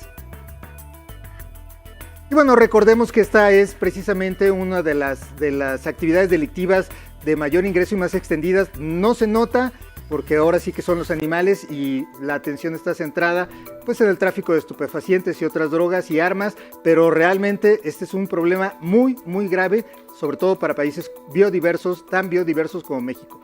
Y bueno, esto fue toda la información de 11 Lab para este día. Pues usted una buena tarde. Maestro, tengo dudas. Sí, allá atrás, compañeros. Sí, claro, acá, maestro, por favor. Acerca de los murciélagos, a ver, varias cosas. ¿Solo salen de noche los murciélagos? ¿De día duermen? De día duermen, como nuestros camarógrafos, como nosotros. Chicos, ¿qué tal? Despierten. ¿Qué tal? Y no solo viven de sangre, solo se alimentan de sangre. La inmensa mayoría, casi la totalidad, podríamos decirlo de alguna manera, se alimentan o de insectos o de fruta, fundamentalmente de néctar. O sea, a la hora de que buscan néctar como si fueran abejas, pues se llevan el polen y son un factor muy importante para la polinización. En el caso, por ejemplo, de los agaves, el tequila depende de la polinización de especies de murciélagos. Entonces, también contribuyen a la agricultura. Muchísimo. Entonces, si a usted le gusta el tequila y el mezcal, por favor, cuide a su murciélago. Oye, precisamente de esto, Carlos, hablabas en la nota, en la información respecto pues a este estudio, ¿no? Que no choquen entre sí. Pero a mí lo que me surge la duda es, ¿cuál es el hábitat de los murciélagos? O sea, ¿sí pueden ser entornos urbanos o específicamente, como lo mencionas, la agricultura y otras zonas, cuevas quizá? Pero en los entornos urbanos. En los entornos urbanos sí se hallan murciélagos, no necesariamente. Aquí yo no recuerdo, hace muchos años que dejé de ver murciélagos, sí llegó a ver en la Ciudad de México, estamos hablando. Es posible que en otras zonas también megaurbes como Monterrey, Puebla, tal vez no. Pero si usted nos ve desde otra ciudad que no esté tan saturada de ruido, que tenga estos recovecos para donde puedan anidar, seguramente habrá visto murciélagos. Sí están en las ciudades, hay que cuidarlos y están en todo el mundo. O sea, hay 900 especies. Hay una que mide más de 1 metro, el zorro volador en el Pacífico del Sur, en el sudeste asiático. No recuerdo el país en este momento, pero se alimenta de fruta. Cuando dices entonces hay que cuidarlos, ¿no representan un riesgo para las personas? No representan un riesgo. Está la idea de que pueden transmitir rabia, pero sí existe en México la rabia silvestre. No existe la rabia ya entre humanos desde hace tiempo. Es algo que también estamos pensando cubrir ahí, porque es uno de los logros epidemiológicos de nuestro país. Es el control de la rabia. No existe la rabia entre humanos ya. Hay silvestre, pero el riesgo no es mayor al de una ardilla o al de otro tipo de animal al que no le tememos. Es más bien una cuestión cultural.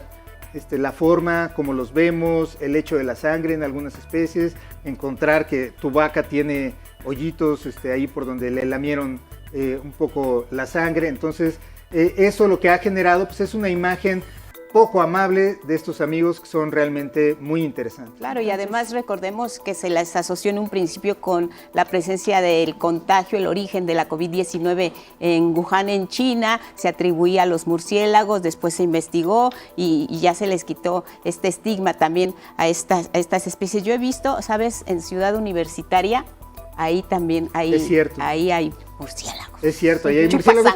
Y ahí hay un gran experto en murciélagos que vamos a entrevistar dentro de poco. Perfecto. Muy bien. Gracias, Carlos. Gracias. Te vemos mañana. Gracias. Buenos días. Tenemos más del mundo.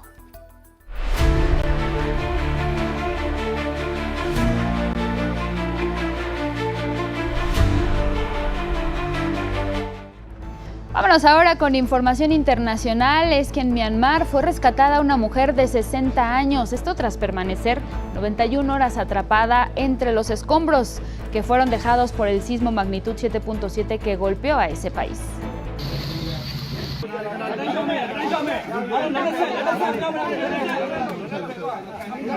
A pesar de que han transcurrido 5 días desde el terremoto, las y los rescatistas aún mantienen la esperanza de hallar sobrevivientes bajo edificios y casas colapsadas. La cifra de personas fallecidas supera ya las 2.700 y hay más de 450 desaparecidas. Para aliviar las dificultades impuestas por la Junta Militar a la entrada de ayuda humanitaria, la Alianza de la Hermandad, conformada por 3 guerrillas étnicas, anunció una tregua de 1 mes.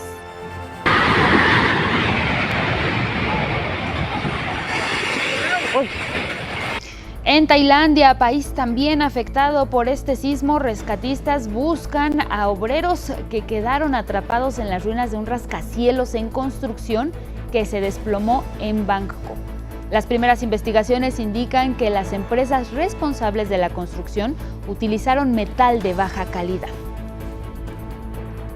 El presidente Donald Trump ordenó a los archivos nacionales desclasificar más de 1,000 documentos sobre el caso del asesinato del presidente de Estados Unidos, Robert F. Kennedy, sucedido en 1963, luego de que el director de la película, John F. Kennedy, Oliver Stone, pidió reabrir la investigación. Vamos con más detalles sobre lo que ha ocurrido desde entonces con Federico Campbell Peña.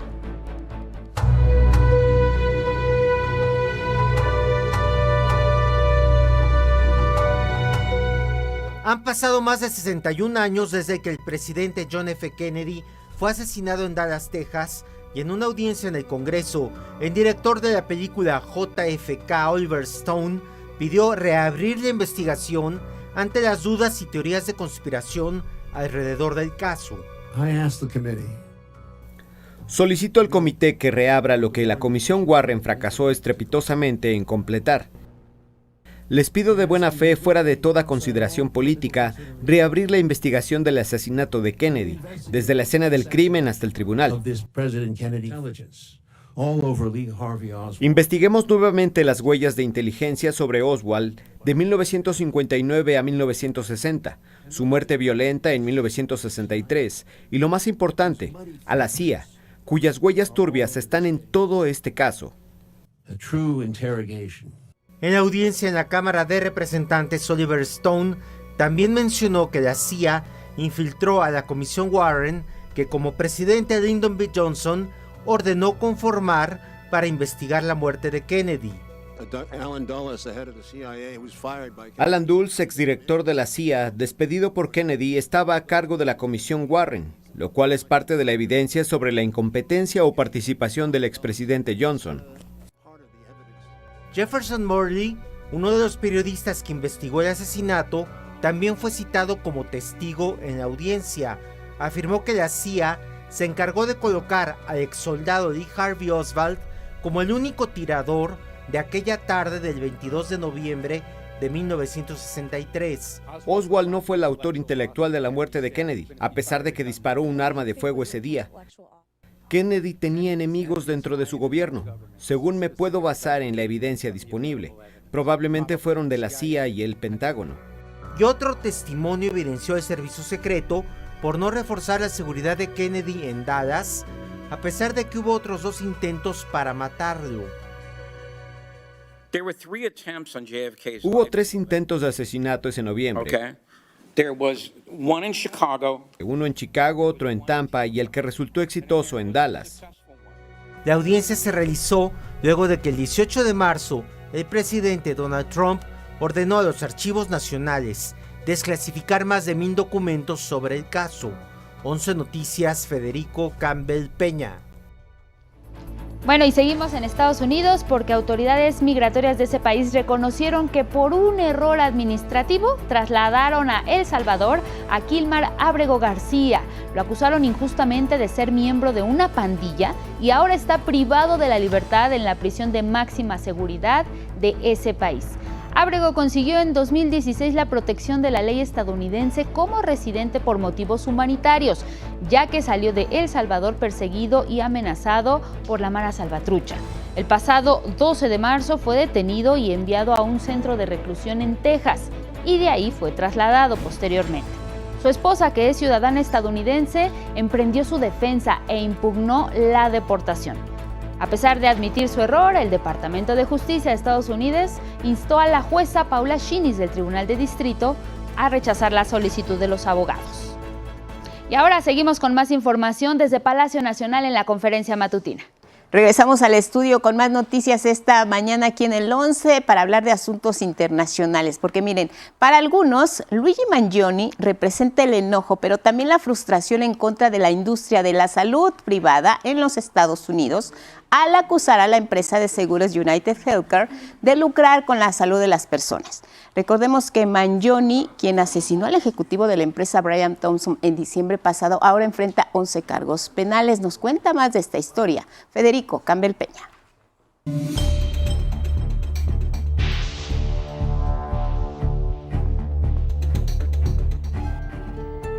Luigi Mangione, de 26 años, graduado en ingeniería en la Universidad de Pensilvania, llegó a Nueva York el 24 de noviembre pasado y se alojó en un hostal de Manhattan utilizando un documento de identidad falso. El 4 de diciembre disparó contra Brian Thompson, ejecutivo de la empresa de seguros United Healthcare. Fue detenido 5 días después en Pensilvania. En un manifiesto dejó claro su móvil. Acusó a esa empresa de seguros de lucrar con la salud de las personas y obtener ganancias apenas superadas por las gigantes Apple, Google y Walmart, y denunció que Estados Unidos tiene el sistema de salud más caro del mundo. Otras personas vieron reflejado en Mangione el enojo y frustración que tienen contra la industria de la salud privada por sufrir las prácticas de United Healthcare al momento de cubrir los gastos médicos. Los fiscales de Nueva York han formulado contra Mangione 11 cargos penales estatales, incluyendo asesinato en primer grado. De ser declarado culpable de todos esos cargos, enfrentaría cadena perpetua. En su juicio, el acusado se ha declarado inocente de los cargos. A esto se suma que este martes la fiscala general de Estados Unidos, Pam Bondi, ordenó al Departamento de Justicia pedir la pena de muerte contra Luigi Mangione. El asesinato de Brian Thompson, un hombre inocente y padre de 2 niños pequeños, a manos de Mangione, fue un asesinato premeditado y a sangre fría que conmocionó a Estados Unidos. Su pedido se sustenta en uno de los cargos federales que enfrenta Mangione, asesinato mediante uso de arma de fuego.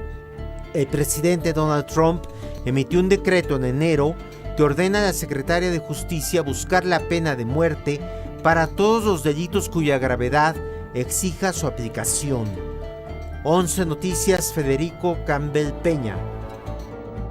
Y vamos hasta Francia porque la lideresa ultraderechista Marine Le Pen rechazó la condena en su contra por cargos de corrupción. Denunció que la sentencia de 5 años de inhabilitación en cargos públicos y 4 años de cárcel es una maniobra política, así lo definió, para frenar su camino a la presidencia de Francia. El sistema ha sacado su bomba nuclear y si usa un arma tan poderosa contra nosotros, es por supuesto porque estamos a punto de ganar las elecciones. Le Pen presentó una apelación que, según su partido, Agrupación Nacional, de ser resuelta en 2026, le permitiría contender en las próximas elecciones presidenciales abanderada por la ultraderecha francesa. Hasta el momento, el presidente de ese país, Emmanuel Macron, no se ha pronunciado sobre este tema específico. En tanto, las autoridades reforzaron la seguridad de la jueza que presidió el proceso contra Le Pen, ya que ha recibido amenazas tras emitir la sentencia. El ejército israelí bombardeó esta mañana la Agencia de las Naciones Unidas para los Refugiados de Palestina. En esta acción fallecieron 19 personas, incluidos 9 niños y niñas. Además, el Ministerio de Defensa israelí anunció una mayor operación de tierra en Gaza y la anexión de más territorio a lo que llaman áreas de seguridad de Israel. A la cifra de víctimas asesinadas en los bombardeos se suman 232 periodistas desde el 7 de octubre de 2023, una cifra mayor que la de la Primera y la Segunda Guerra Mundiales juntas o incluso la guerra en Vietnam. Vamos ahora a revisar los temas que destacan algunos diarios en el mundo. Arrancamos en España con el diario El País. Su nota principal la dedica a estos aranceles que se prevé anuncie Donald Trump el día de hoy por la tarde y que por supuesto tienen conmocionado al mundo. Su principal titular dice así: se está cargando la universidad de manera deliberada. Bueno, esta es la nota secundaria, y es que, mire, hay que recordar respecto a los aranceles que la Unión Europea ha afirmado que tiene herramientas para responder a esta decisión de Donald Trump. Recoge también la discusión española que existe actualmente sobre el carácter de las universidades, y es que afirman pronto habrá más universidades públicas que privadas. La imagen principal del diario El País lo que destaca, pues observamos a Marine Le Pen, su rostro preocupado. Esta líder ultraderechista de Francia ha sido inhabilitada, como lo veíamos hace un momento, para ocupar cargos públicos por los próximos años, lo que le podría impedir ser candidata presidencial para 2027. Así la primera plana del País. Y ahora revisamos lo que dice la prensa económica, que centra también su nota principal sobre cómo los compradores de autos se movilizan rápidamente preparándose para los aranceles que impondrá Donald Trump. Le hablamos de The Wall Street Journal, que también en otra información secundaria explica cómo se está impulsando la carrera de algunos TikTokers que han empezado a publicar más información, particularmente sobre los aranceles. La imagen principal de este diario, lo observamos, es la votación por la Suprema Corte de Estados Unidos. Esta jornada que tuvo lugar ayer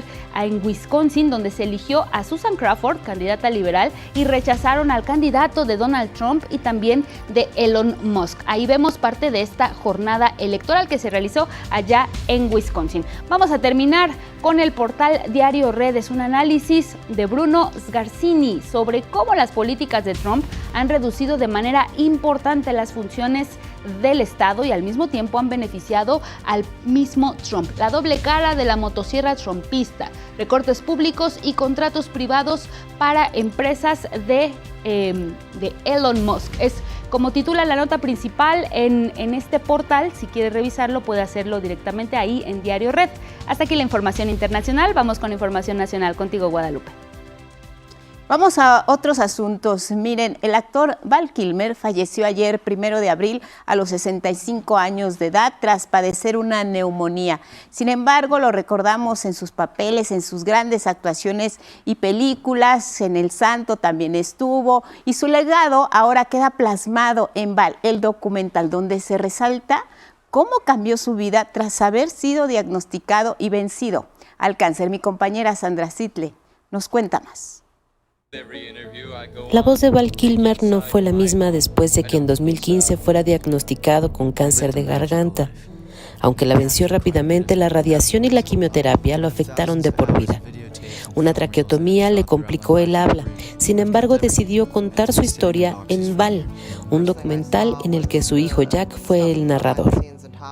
Desenterró miles de horas de grabaciones en las que muestra audiciones, detrás de cámaras, ideas para proyectos, momentos familiares y reuniones con amigos.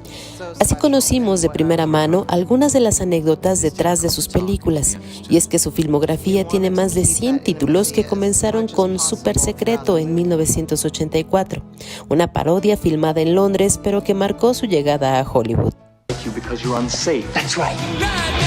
Un par de años después compartió créditos con Tom Cruise en Top Gun, interpretando a Iceman, un papel al que volvió en 2022 en Top Gun Maverick. Interpretó a Jim Morrison en The Doors bajo la dirección de Oliver Stone. Los sobrevivientes de la banda aseguraron que había hecho un trabajo tan bueno que no podían distinguir su voz de la del cantante. En 1995 recibió la estafeta de Michael Keaton e interpretó a Bruce Wayne en Batman Eternamente. También protagonizó El Santo, donde él mismo fue autor de los poemas que el personaje escribía.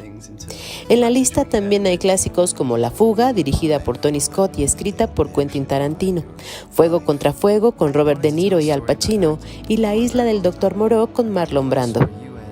Este martes, 1 de abril, su hija Mercedes informó que el actor falleció a causa de una neumonía en Los Ángeles, California, la ciudad que lo vio nacer un 31 de diciembre de 1959. 11 Noticias, Sandra Sidley. Bueno, mire, la Suprema Corte de Justicia de la Nación declaró inconstitucional la competencia de la Fiscalía de Baja California para solicitar la intervención de comunicaciones privadas, esto para la búsqueda de personas desaparecidas.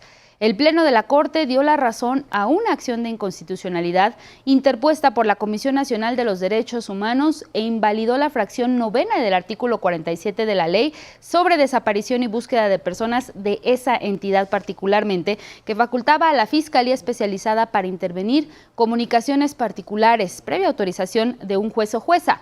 Los ministros y ministras de la Corte señalaron que este precepto es violatorio del artículo 16 de la Constitución, que otorga dicha facultad exclusivamente a las autoridades federales y al Ministerio Público de cada entidad. Con ello se limita y restringe el uso de esta facultad, pero a la vez se fortalecen las herramientas y estrategias para enfrentar a la delincuencia. Pero sobre todo, en lo que interesa a este asunto, se radica la posibilidad de que esta facultad se delegue al no autorizarlo expresamente la Constitución Federal. Durante el mes de abril, el trámite de voluntad anticipada será gratuito para los adultos mayores de 65 años en las notarías públicas de la Ciudad de México, así lo informó la Secretaría de Salud de esta capital. La voluntad anticipada es el derecho de las personas con diagnóstico de una enfermedad crónica para decidir si continúan o no con tratamientos y o procedimientos médicos para prolongar la vida. Este trámite también se podrá realizar de forma gratuita durante todo el año en hospitales públicos y privados. A partir de mayo, el costo para los adultos mayores de 65 años será de 750 pesos masiva, mientras que para las personas mayores de 18 años será de 1,600 pesos masiva durante todo el año.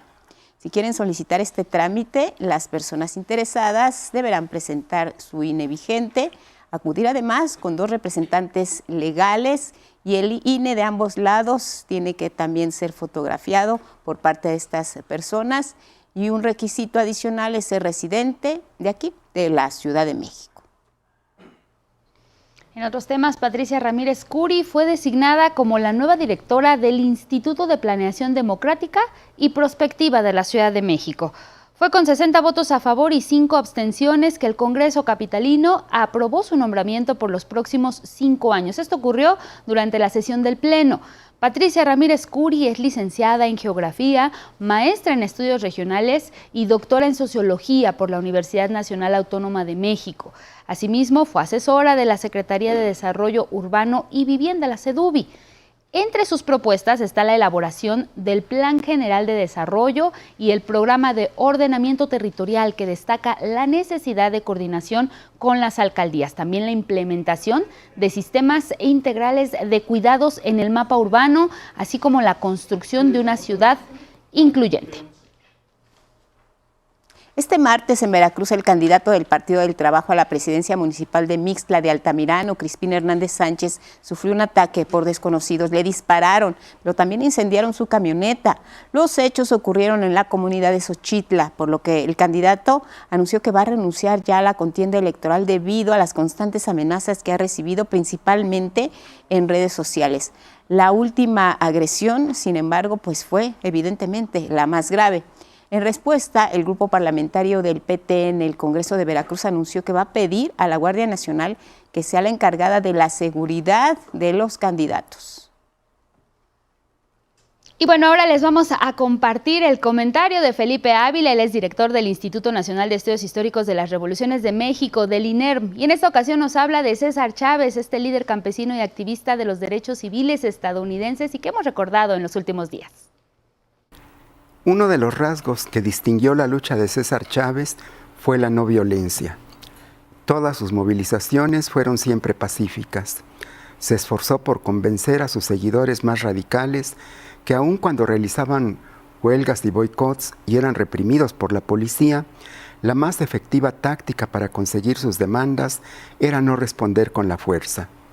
Decía que nada era más importante que una vida humana. Siguiendo a Gandhi, decía también, haz algo, ofrece tu vida. Si realmente quieres hacer algo, tienes que estar dispuesto a morir por ello. En 1965, encabezó la primera huelga en los campos de uva en Delano, California. Fue un movimiento de trabajadores agrícolas latinos y filipinos. También encabezó una marcha hasta Sacramento y una huelga de hambre de 25 días. El senador Robert Kennedy apoyó el movimiento y reconoció el liderazgo de César Chávez. La lucha contra los propietarios de uva duró 5 años. Los trabajadores utilizaron la huelga y el boicot y lograron el reconocimiento de su organización y un contrato colectivo. En uno de los mítines, Chávez expresó: "Desde hoy exigimos ser tratados como hombres. No somos esclavos y no somos animales. Y no estamos solos. No trabajaremos más por bajos salarios. No tenemos miedo de los propietarios porque somos fuertes. Ustedes viven en grandes y cálidas casas. Nosotros vivimos en cajas. Ustedes tienen mucha comida mientras nuestros niños trabajan en sus campos. Ustedes usan buenos vestidos mientras nosotros vestimos harapos. Sus esposas son libres de hacer una buena casa, mientras nuestras esposas trabajan en sus campos. Nosotros trabajamos y ustedes se hacen ricos. Esta gran desigualdad debe terminar". Chávez nombró a su movimiento La Causa, en español, reivindicando su sangre mexicana, y así se conoció a lo largo y ancho de los Estados Unidos. Otro de sus lemas de lucha fue "Sí se puede". Fue también el primero en utilizar con éxito la táctica del boicot, llamando a los consumidores a no comprar uvas y productos de las empresas que se negaban a solucionar las demandas de los trabajadores. Táctica que usó en la huelga de 1965 en California y en 1975 en Arizona, que fue respaldada por millones de consumidores. César Chávez murió el 23 de abril de 1983 en el poblado de San Luis, Arizona. Más de 50,000 personas lo acompañaron en su funeral. Fue un líder ejemplar, revolucionario, comprometido con las mejores causas de las y los trabajadores rurales mexicoamericanos. Defendió los derechos de las minorías, la libertad, la paz, la democracia. Cientos de escuelas, parques, calles y bibliotecas llevan su nombre. El presidente Bill Clinton le otorgó la Medalla Presidencial de la Libertad de manera póstuma en 1994.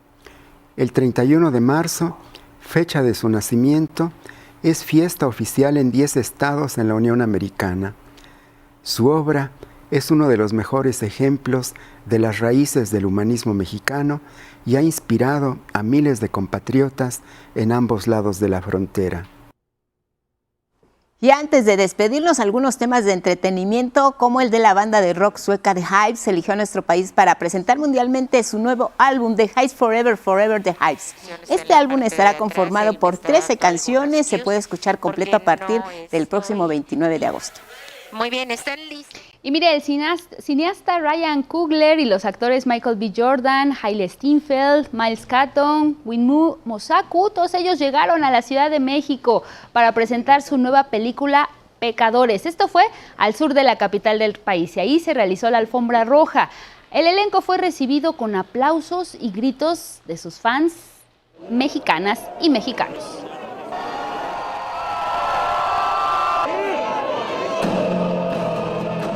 En esta cinta de terror que está ambientada en los años 30, el actor Michael B. Jordan le da vida a 2 hermanos gemelos que regresan a su pueblo natal, Mississippi, para comenzar una nueva vida. Sin embargo, al llegar se enfrentarán a unos vampiros que los pondrán a prueba. Ryan escribió estos increíbles personajes para explorar esta comunidad. Conoces a los gemelos, el amor, la familia y la música, y cómo todo está entrelazado en esta película.